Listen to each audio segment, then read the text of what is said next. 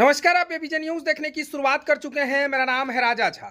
देखिए, लोकसभा चुनाव का बिगुल बज चुका है। 7 चरणों में लोकसभा चुनाव होना है। इसकी तैयारी अगर कहे तो चुनाव आयोग से लेकर तमाम नेता भी करने लगे हैं। जनता के बीच पहुंच रहे हैं, जनता से उनकी राय जान रहे हैं। लेकिन इसी बीच अगर बिहार में बात करें तो बिहार में चुनाव तो होना है, इनकी चरणों की भी घोषणा हो चुकी है। लेकिन तमाम घटक दल की सीट शेयरिंग को लेकर पेच फंसा हुआ है। चाहे वो एनडीए की बात करें या फिर महागठबंधन की बात करें, तमाम घटक दल में सीट बंटवारे को लेकर पेच फंसा हुआ है। देखिए, एनडीए की अगर बात करें तो 6 घटक दल उसमें शामिल हैं। महागठबंधन की बात करें तो महागठबंधन में 5 घटक दल उसमें शामिल हैं। इन तमाम घटक दलों के बावजूद भी अगर आप तक कहें तो अभी तक सीट शेयरिंग का जो मुद्दा है वो मुद्दा फंसा हुआ है। देखिए, हम पहले एनडीए की बात कर लेते हैं। देखिए, एनडीए में 6 घटक दल शामिल हैं। पहला घटक दल की बात करें तो लोक जनशक्ति पार्टी रामविलास के अगर कहें तो प्रमुख चिराग पासवान का दल है। फिर दूसरे दल की बात करें तो उनके ही चाचा का दल है। तीसरे में अगर बात करें तो उपेंद्र कुशवाहा, चौथे में हम, और पांचवा में अगर बात करें तो नीतीश कुमार की पार्टी जेडीयू, और छठे की बात करें तो बीजेपी शामिल है। देखिए, इसमें से तमाम घटक दल की जो सीट शेयरिंग की जो मुद्दा है वो क्लियर हो गया है। लेकिन इसमें से 3 घटक दल जो हैं उनकी सीट शेयरिंग जो है मन मुताबिक नहीं मिल पा रहा है। हम बात कर रहे हैं जीतन राम मांझी के। हम के प्रमुख हैं और जीतन राम मांझी भी मनचाहा सीट का डिमांड कर रहे हैं। इधर उपेंद्र कुशवाहा भी नाराज चल रहे हैं। देखिए, उपेंद्र कुशवाहा भी अगर कह रहे थे कि उपेंद्र कुशवाहा कि अगर हमें अपना मनचाहा सीट नहीं मिला तो हम भी स्वतंत्र हैं और अपने दूसरे अगर कहें तो महागठबंधन में या कहीं शामिल हो सकते हैं। देखिए, फिर दूसरी बात करें तो चिराग के चाचा पशुपति पारस की बात कर ले।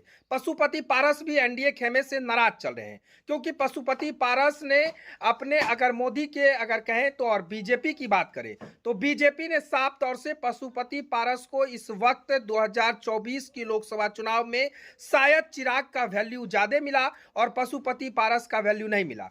सबसे बड़ी बात थी हाजीपुर सीट को लेकर। हाजीपुर सीट से चिराग पासवान का लगभग तय हो गया है और हाजीपुर से चिराग पासवान की लोक जनशक्ति पार्टी रामविलास की पार्टी वहां से चुनाव लड़ेगी। इसके बाद से पशुपति पारस के खेमे में घमासान मचा हुआ है। पशुपति पारस अगर कहें तो पूरी तरह से आर पार के मूड में है। उन्होंने साफ तौर से ऐलान कर दिया है कि सीट शेयरिंग की घोषणा का इंतजार कर रहे हैं। सीट शेयरिंग जब क्लियर हो जाएगा उसके बाद फिर हम स्वतंत्र हैं, उसके बाद फिर हम दूसरी पार्टी की राह पर चलेंगे। यानी इससे क्लियर है कि चिराग पासवान के चाचा पशुपति पारस महागठबंधन में शामिल होकर लोकसभा चुनाव लड़ेंगे। तीसरे अगर कहे तो उपेंद्र कुशवाहा की भी कहानी हमने बताया।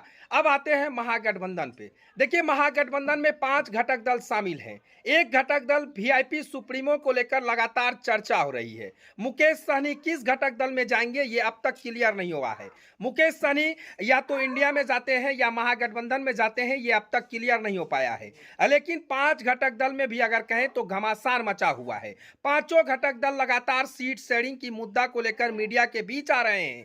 लोग कह रहे हैं कि किस तरह की सीट शेयरिंग होगी। ना तो एनडीए में सीट शेयरिंग का क्लियर हुआ है, ना महागठबंधन में अब तक क्लियर हो पाया है। 7 चरणों में बिहार से कहें तो पूरे देश में लोकसभा चुनाव होना है और लोकसभा चुनाव की तैयारी में चुनाव आयोग, जिला प्रशासन जुटा है।